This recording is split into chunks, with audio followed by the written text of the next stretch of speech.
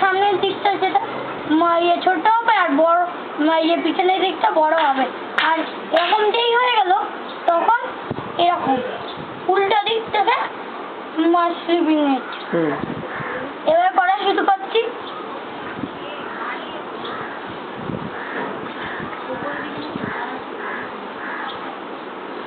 দশ বার হয়ে গেল।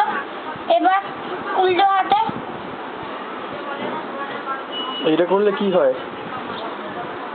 এটা করলে কি হয় জানি না, কিন্তু এটার নাম হচ্ছে স্লিপিং নেট। এবার ইসি এটা করে দে, ই আর সি আর এটা করে দে।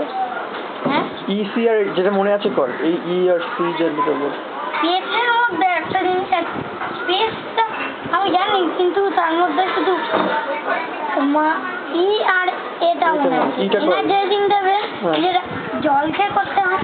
আর all sides activate, all two sides activating, all sides of the activating all sides of the brain। সেটা কি করে করতে হয়? একটা কবিতা আছে, সেটা হচ্ছে hop a little jump a little. আমার পুরো মনে নেই, কিন্তু এরকম করা যায় 1 2 3 4 এরকম করা যায়।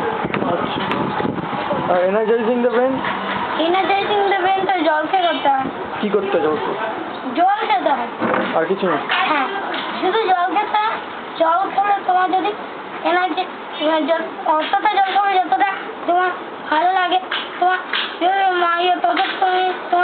যতক্ষণ না তোমার বডির পুরো এনার্জিটা হয়ে যায় ততক্ষণ তুমি জল খেয়ে যাবে নাকি? জল খেয়ে যাবে। যেই দেখলে যে এনার্জাইজ হয়ে গেল তখন তুমি শুরু করতে পারো আরো গুলো। হ্যাঁ, আর সিটা হচ্ছে ক্লিয়ারিং।